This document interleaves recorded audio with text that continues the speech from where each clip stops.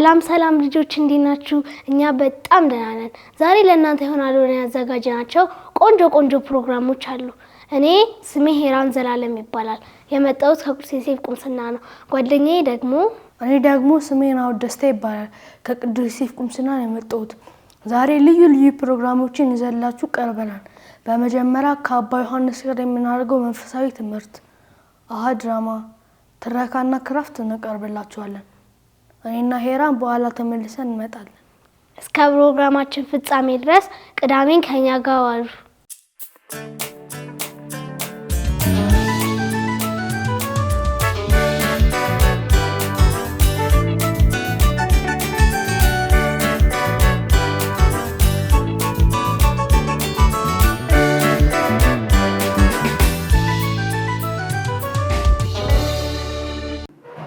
በስመ አብ ወወልድ ወመንፈስ ቅዱስ አሐዱ አምላክ አሜን።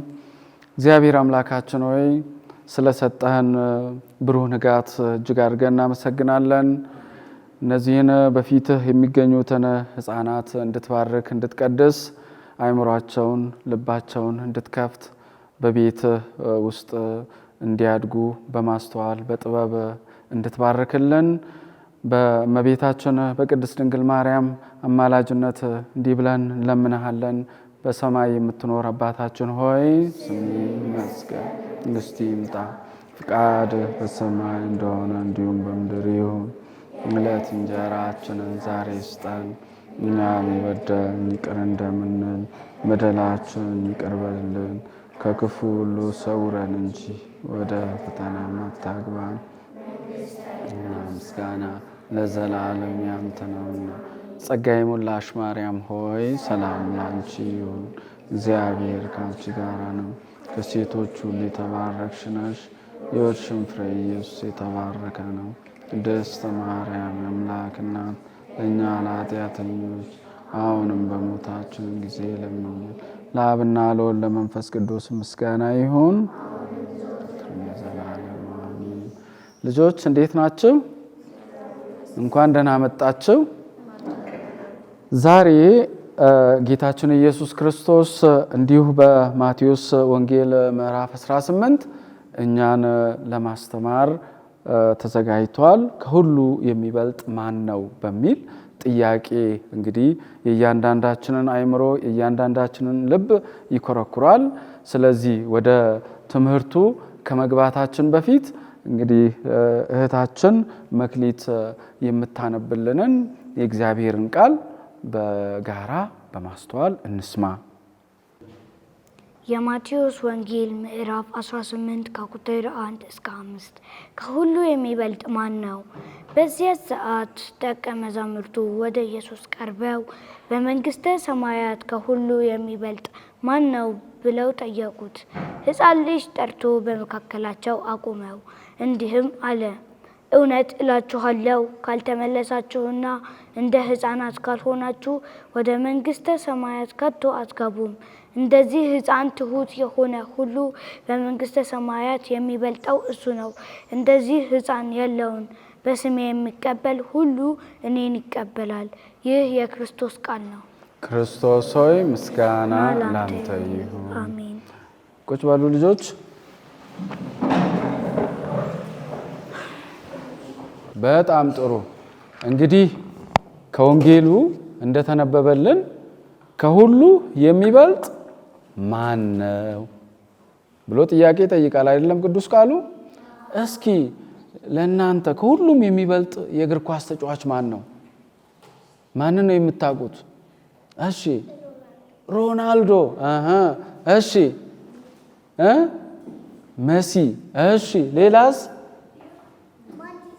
ማንቸስተር ነው የሚበልጠው። በጣም ጥሩ። እሺ አሁን የሱ የቅርብ ጊዜ ተጫዋች ነው። በጣም ጥሩ። ስለዚህ አሁን በዓለም እንግዲህ በእግር ኳስ ተጫዋች ከሁሉም የሚበልጥ አወቃችሁ አይደለም? ከሁሉም የሚበልጥ ዘማሪስ ማን ነው? ባንታየው። አያችሁ? አዎ አሁን በኢትዮጵያ ካቶሊክ ቤተክርስቲያን በአሁን ጊዜ ጥሩ ዘማሪ ከሁሉም የሚበልጥ ዘማሪ ባንታየሁ ብላለች። አሁን በመክሊት እይታ ባንታየሁ ዘማሪ ነው። እንግዲህ ከሁሉ የሚበልጥ ማን እንደሆነ ካያችሁ አሁን በእግር ኳሱ ማን እንደሆነ ታውቃላችሁ አይደለም? በሌላውም የዓለማችን ክፍል በሁሉ ከሁሉ የሚበልጥ ብቻ የሆነ አካል ይኖራል። ይህ ግን ለጌታችን ለኢየሱስ ክርስቶስ ከሁሉ የሚበልጥ በእግር ኳስ አንደኛ የሆነ ወይንም በሀብት አንደኛ የሆነ ነው ኢየሱስ የሚናገረው? እሺ ምን አይነቱን ነው ከሁሉ የሚበልጠው? እሺ መክሊት፣ በጣም ጥሩ አድራጊ ከሁሉ ይበልጣል። እሺ የእግዚአብሔርን ፈለግ የሚከተል ትክክል። እሺ እኔ ዲያቆን ታማኝ ሰው። አያችሁ እንግዲህ በእግዚአብሔር መንግስት ከሁሉ የሚበልጥ ሀብታም ወይንም የእግር ኳስ ተጫዋች ወይንም በቃ ብዙ የተለያየ አይነት ነገር ማድረግ የሚችል አይነት ሰው ሳይሆን በእግዚአብሔር መንግስት ከሁሉም የሚበልጥ ታማኝ ትሁት ሰው ከሁሉ ይበልጣል። ለዚህ ነው እንደዚህ እንደ ሕፃን ካልሆናችሁ በስተቀር መንግስተ ሰማይን አትወርሱም። ሕፃን ማለት ዝም ብሎ የሚረብሽ ነገሮችን በትክክል የማያደርግ የሚበጠብጥ አይነት ሰው ነው አይደለም። ትሁት ስለሆነ ነው ሕፃን። እሺ ትሁት ማለት ያው አንድ ሕፃን ለምሳሌ አንድ ነገር ካልገባው አባን ይጠይቃል አይደለም? ወይንም እናትን ይጠይቃል። ትህትና ያ ነው። አሁን እሷ ከኔ አትለይም፣ እጄን ይዛ ነው የምትዞረው። ከኔ ለመማር ሁሉ ጊዜ እሷ ዝግጁ ናት። እጄን ይዛ እዛም እዚህም አብረን እንዞራለን። ትህትና መታመን ማለት እንደዛ ነው። በእግዚአብሔር መንግስት እንግዲህ ትሁት የሆነ ሰው እንደ ሕፃን እግዚአብሔርን ለመለመን እግዚአብሔርን ለመጠየቅ የማይፈራ ወደኋላ የማይል ሰው በእግዚአብሔር መንግስት ትልቅ ነው። ትህትናን እንዴት ማሳየት እንችላለን? እንዴት ትሁት መሆን እንችላለን? ትሁት መሆን የምንችለው ለምሳሌ ስህተት ሰርተን እናቴ ተሳስቻለሁ ይቅርታ፣ አባቴ ተሳስቻለሁኝ ይቅርታ ማለት ስትችሉ ትሁት ናችሁ። አጥፍታችሁ ነገሮቹን ስትደብቁ ትሁት አይደላችሁም። ጎበዞች። ለምሳሌ አንዳንድ ጊዜ ቤት ውስጥ ዕቃ እንሰብራለን አይደለም? በተለይ አታድርጉ የተባለውን ስታደርጉ ትያዛላችሁ። አንዳንዴ ስትሰርቁም ትያዛላችሁ አይደለም? ማን ነው ይሄንን ነገር ያጠፋው ተብላችሁ ስትጠየቁ ትሁት የሆነ ሕፃን ምን ይላል? እናቴ እኔ ነኝ ያደረኩት ይቅርታ ተሳስቻለሁ። አባቴ እኔ ነኝ ያጠፋሁት ይቅርታ ተሳስቻለሁ። ትህትና ማለት ይሄ ነው። ምንም ነገር ቢኖር ምንም ጥፋት ብታጠፉ ከወላጅ ከነፍስ አባት ከቆሞስ ጥፋት አይደበቅም። ለዚህ ነው እንዲህ የሚያደርግ ሕፃን እንዲህ ሆኖ የሚያድግ ሕፃን በእግዚአብሔር መንግስት ምንድነው የሚሆነው? ትልቅ ነው የሚባለው። ተግባባን? በእግዚአብሔር መንግስት በእግዚአብሔር ፊት እንዲህ የሚያደርግ ሕፃን ምንድነው የሚሆነው? ትልቅ ይሆናል። ወላጆቹን መምህራኑን የሚሰማ ይቅርታ የሚጠይቅ እርማትን የሚቀበል አታድርጉ የተባለውን ነገር የማያደርግ በእግዚአብሔር ፊት ትልቅ ይሆናል። ሌላው ደግሞ መታመን ብሏል ወንድሜ ልጄ እዛ። መታመን በጣም ጥሩ ነው። ወላጆቹን ታላላቆቹን እንደዚሁም በእግዚአብሔር ላይ መታመን በእግዚአብሔር መንግስት ምን ያደርጋል? ቢታንያ ምን ያደርጋል? ትልቅ ያደርጋል። አዎ ወላጆቹን ታላላቆቹን እንደዚሁም ደግሞ እግዚአብሔርን የሚታመን ልጅ ምን ያደርጋል? በእግዚአብሔር ፊት እንግዲህ ትልቅ ይሆናል። በዓለም ምናልባት ታማኝ የሆነ ሰው እንደ ሞኝ ሊቆጠር ይችላል። ይሄ ሞኝ ነው።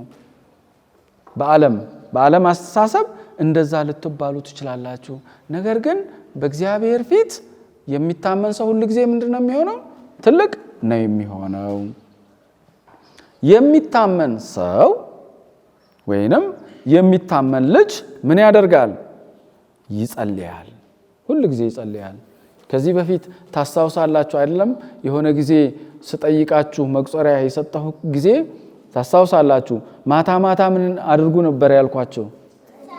ጸሎት። አዎ፣ እንዲያ ወላጆች የማያጸልዩ ከሆነ አባቢ እናቴ ጊዜው አሁን ከመተኛቴ በፊት የጸሎት ጊዜ ነው።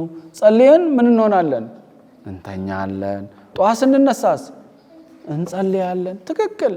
እንግዲህ በእግዚአብሔር ላይ እምነት ያለው ሰው በእግዚአብሔር ላይ እምነት ያለው ሕፃን ሁሉ ጊዜ ምን ያደርጋል? ይጸልያል። ወደ እግዚአብሔር ይጸልያል። ወላጆቹንም ያማክራል። ቆሞሱንም ካህን ያማክራል። ሌላው አስቸጋሪ ነገር ሲገጥመን ለምሳሌ አንዳንድ ጊዜ ጉንፋን ይዘናል፣ ወባም ይዘናል፣ ያመናል አይደለም? በዚያን ጊዜ እንኳን በእግዚአብሔር ላይ መታመን ማለት ነው። ጥሩ የሆነ ሰው ይታመናል። እድናለሁ ብሎ በእግዚአብሔር ላይ እምነትን ያደርጋል። በወላጆቹ ላይ እምነትን ያደርጋል። ስለዚህ በእግዚአብሔር መንግስት ትልቅ ለመሆን ምንድነው የሚያስፈልገው? ማንም ይነግረኝ እስኪ። በእግዚአብሔር መንግስት ትልቅ ለመሆን ምንድነው የሚያስፈልገው? እሺ፣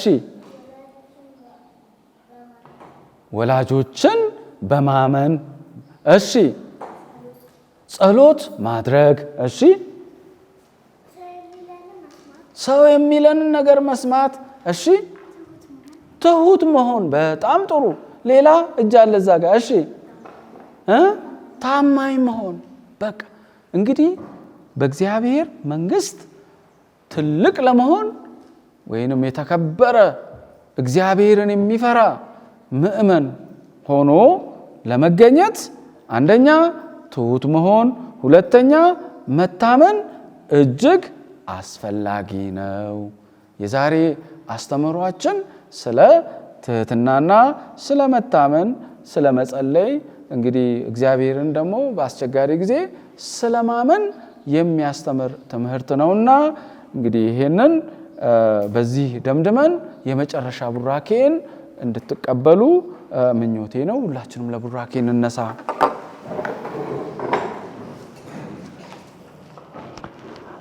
እግዚአብሔር በጥበብና በማስተዋል በቤቱ ያሳድጋቸው፣ ረጅም ዕድሜና ጤናን ይስጣቸው።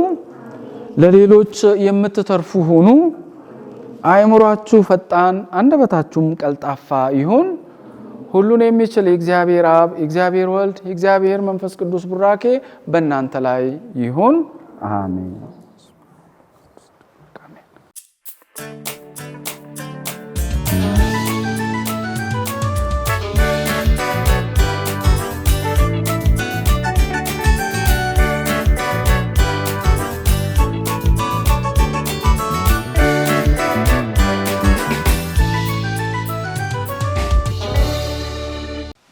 ሰላም ልጆች፣ ዛሬ በአዲስ ፕሮግራም ተገናኝተናል።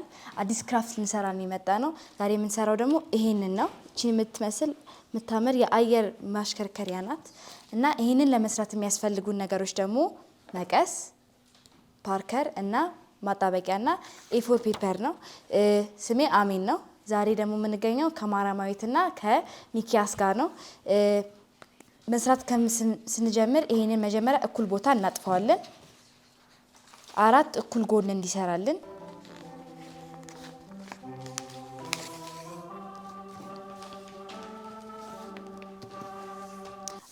እኩል ጎን ከሰራልን በኋላ እንደዚህ ካጠፍነው በኋላ ይሄንን ያላጠፍንበትን ቦታ ቆርጠን እናወጣለን። ምክንያቱም አያስፈልገንም።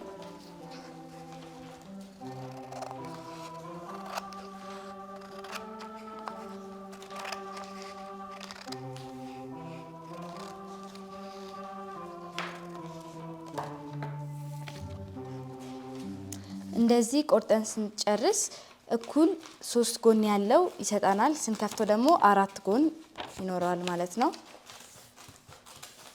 አሁን እኔ እዚህ ላይ እስልበታለሁ የፈለኩትን ነገር እንዲያምርልኝ።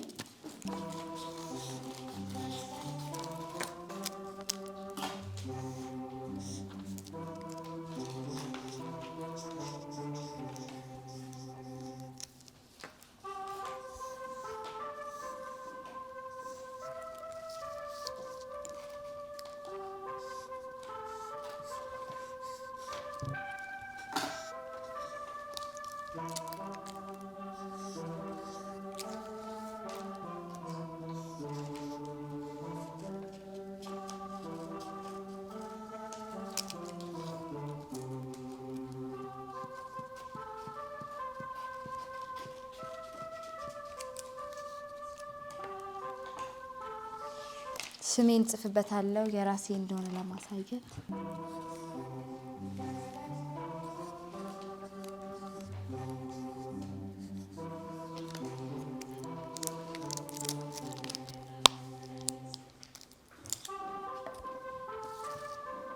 እኔ የራሴን ስይበት ጨርሻለሁ። እንደዚህ ሆኖልኛል። ከዛ ይሄንን ደግሞ ድጋሚ በዚህኛው በኩል ማጥፋለሁ።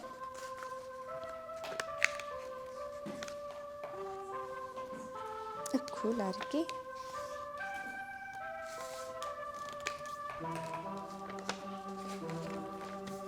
እንደዚህ ጥፋርኩት ማለት ነው።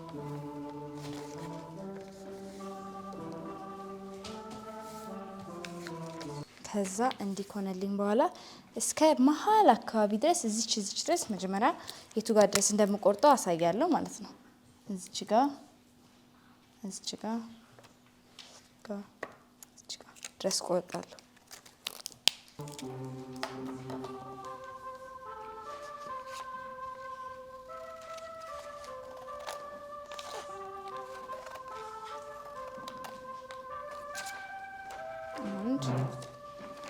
ከዛ እዚች ጋርም ቆርጣለሁ።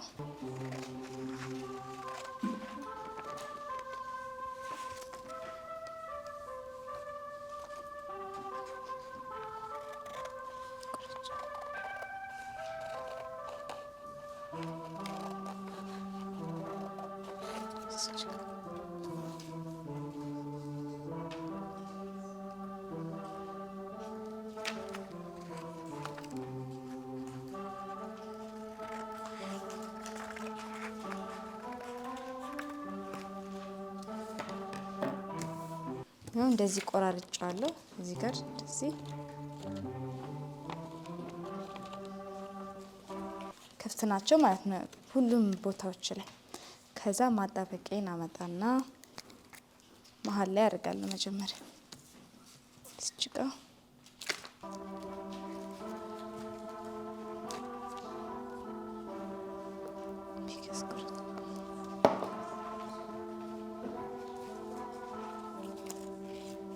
ጋር አንድ አጣብቃለሁ።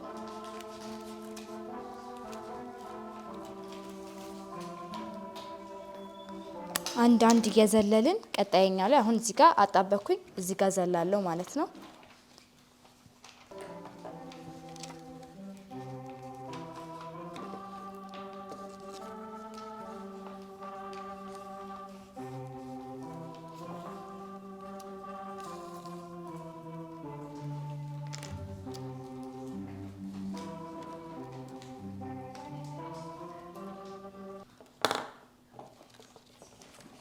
አንድ ዘላለሁ አሁንም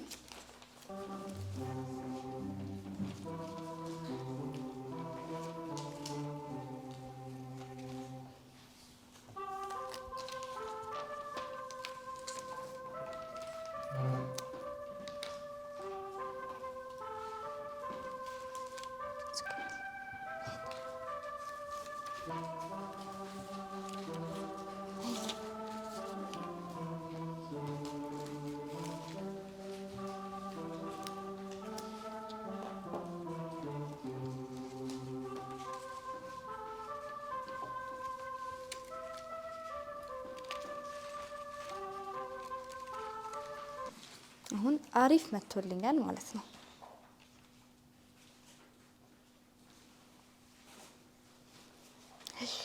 ከዛ አሁን እዚህ ጋር የኔን ስሜን የመጀመሪያ ፊደሏን ማስቀመጥ ስለፈለኩኝ ከቀረኝ ወረቀት አንድ ትንሽ ይቆርጣል።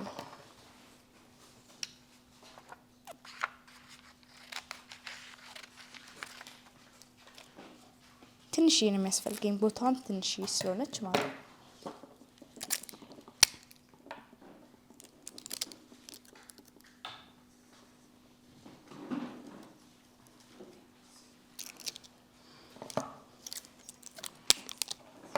አሁን እዚህ ጋር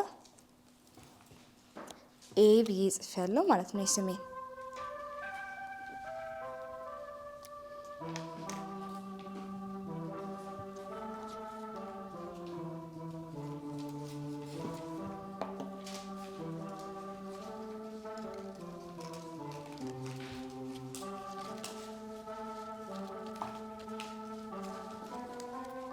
እቺን መስላልኛለች።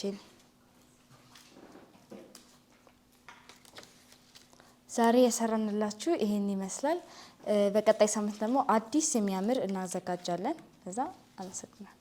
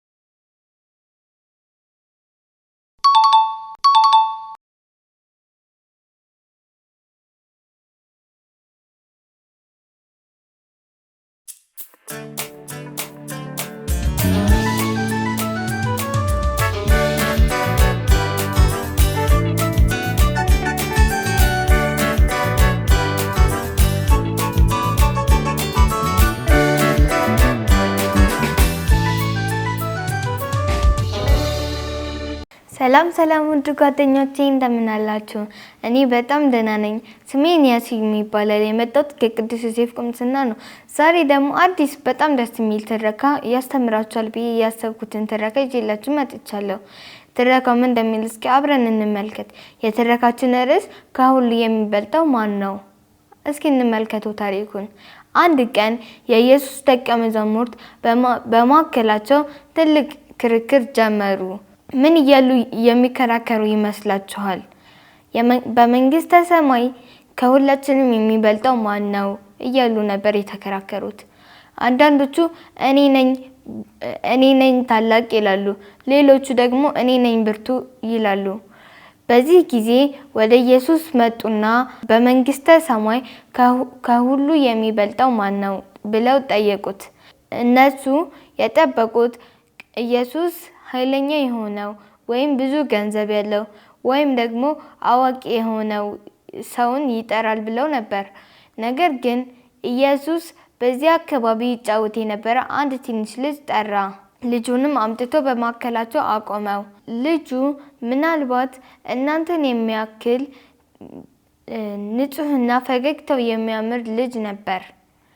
ኢየሱስ እንዲህ አለ፣ እውነት እላችኋለሁ እንደነዚህ ትንንሽ ልጆች ካልሆናችሁ ከቶ ወደ መንግስተ ሰማይ አትገቡም።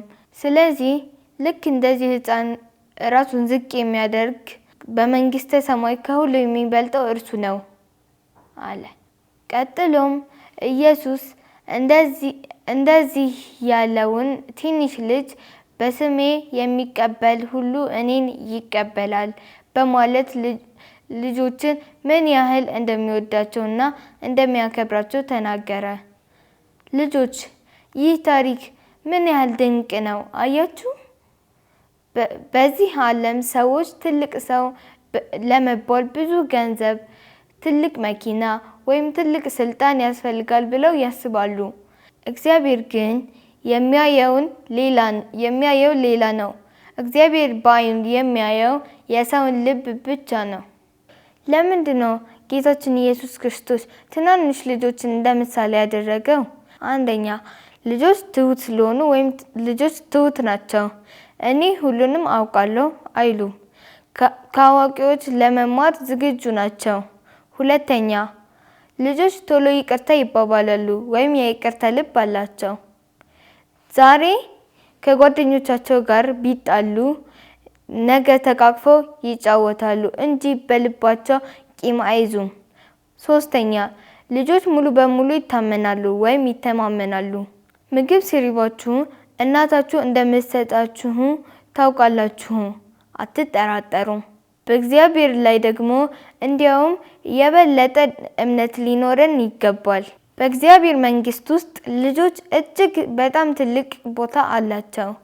ምክንያቱም የእግዚአብሔርን ፍቅር በቀላሉ ይረዳሉ፣ ለሌሎችም ያካፍላሉ ወይም ያላቸውን ነገር ይሰጣሉ። እግዚአብሔር እናንተን በዚህ ደረጃ ካከበራችሁና ትልቅ ከሆናችሁ እንዴት መኖር አለባችሁ? እኔ ከእገሌ እበልጣለሁ፣ የኔ ልብስ ይበልጣል ወይም እኔ ነኝ ጎበዝ አይሉም። በምትኩ ሌሎች ማመስገን፣ ማበረታታት። ልክ እንደ ሕፃን ልጅ ልብ ጓደኛችሁ ወይም ወንድሞቻችሁ ወይም እህቶቻችሁ ሲያጠፉባችሁ ቶሎ ይቅርታ በሉ። ቂም አትያዙ።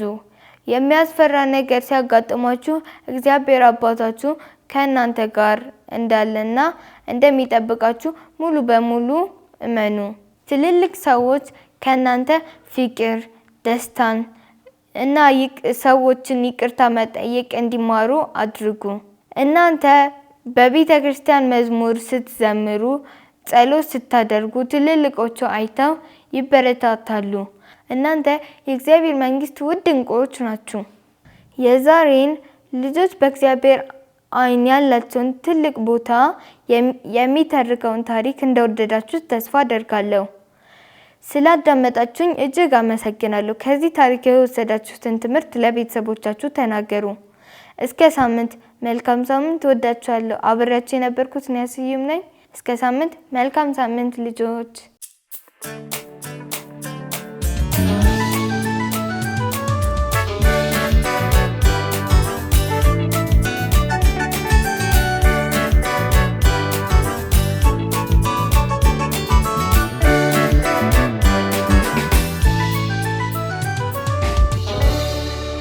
ተመልሰን መተናል።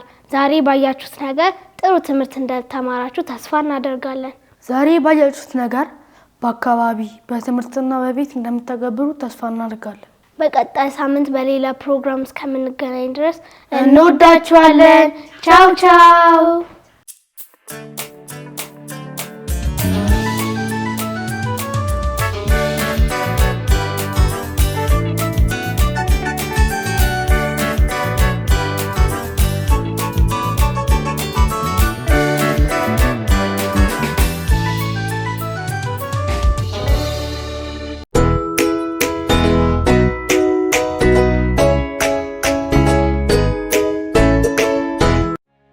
On a warm, sunny day, children gathered around a gentle man sitting under a big, shady tree. His kind eyes sparkled as he smiled at them. This was Jesus, and he loved spending time with little ones. Jesus looked at each child with a warm smile. "Hello, my dear friends," he said softly. "Come closer. I have something special to tell you." The children moved in, their eyes wide with wonder. "You are all so very special," Jesus told them, his voice full of love. "Each one of you is a precious gift from God." The children's faces lit up with joy, feeling important and loved. Jesus began to share a beautiful lesson about kindness. "When we are kind to others," he explained gently, "we make the world a brighter place." He looked at a little girl and asked, "What's something kind you did today?" The girl thought for a moment. "I helped my little brother tie his shoes," she said shyly. Jesus beamed at her. "That's wonderful. Your kindness made your brother's day better." As Jesus spoke, a small boy in the group looked at the bread in his hands. He broke it in half and offered some to the child next to him. Jesus noticed this and smiled warmly. "Look at that," Jesus said softly. "Our friend here is showing us what sharing looks like." The children watched in awe as the bread was passed around, each taking a small piece. "When we share," Jesus continued, "we spread love and happiness." The children nodded, understanding this simple yet powerful lesson. Jesus then told them about courage. "Sometimes life can feel scary," he said gently, "but remember, you are brave and strong." He looked at a boy who seemed shy. "What's something that makes you feel brave?" The boy thought for a moment. "When I remember God is with me," he said quietly. Jesus smiled warmly. "That's right. God is always with you, giving you strength." Jesus continued, his voice soft and reassuring. "Whenever you feel afraid, remember that God loves you very much. Trust in Him and He will guide you." The children listened, their hearts filled with warmth and comfort. They felt safe and loved in Jesus' presence. As the afternoon went on, Jesus shared more stories and lessons. He taught them about forgiveness, patience, and honesty. With each word, the children's hearts grew fuller with love and understanding. Soon, laughter filled the air as Jesus told a funny story. The children giggled and clapped, their faces shining with joy. It was a magical moment of pure happiness. As the sun began to set, casting a golden glow over the group, Jesus looked at the children with eyes full of love. "It's time to go home now," he said gently. "But remember, you are always loved." The children stood up, their hearts light and their spirits high. They hugged Jesus, thanking him for the wonderful time. As they walked away, they could still feel the warmth of his love. That night, as the children lay in their beds, they thought about all they had learned. They felt brave, kind, and full of love. They knew that no matter what happened, they were special and loved by God, and as they drifted off to sleep, smiles on their faces, they dreamed of the wonderful day they had spent with Jesus. In their hearts, they knew they would always carry his lessons of love and kindness. The next morning, the children woke up eager to share what they had learned. They helped their parents, played nicely with their siblings, and looked for ways to be kind to others. One little girl shared her toy with a friend who didn't have one. A boy helped an elderly neighbor carry groceries. Each act of kindness made their hearts glow, just as Jesus had said it would. As days passed, the children found that being kind and brave made them feel happy inside. They remembered Jesus' words when they felt scared or unsure. "God is always with me," they would whisper, feeling braver instantly. Sometimes they faced challenges. A boy struggled to forgive a friend who broke his favorite toy. A girl felt nervous about starting a new school, but they remembered Jesus' teachings and found strength in his words. The children often gathered to talk about their day with Jesus. They shared stories of how they used his lessons in their daily lives. It was like having a special secret that made everything better. As they grew, the children carried Jesus' teachings in their hearts. They became kind, brave, and loving young people who made the world a little brighter every day. And so, the story of Jesus and the children lived on, not just in words, but in the actions of those who heard it. It was a story of love, kindness, and the special place children hold in God's heart. Years later, when these children had children of their own, they shared this beautiful story. They told of the day they sat with Jesus, learned about love, and discovered how special they were. And as they tucked their own little ones into bed, they would say, "Remember, you are always loved, just as Jesus taught us." And the children would drift off to sleep, feeling safe, special, and very loved indeed.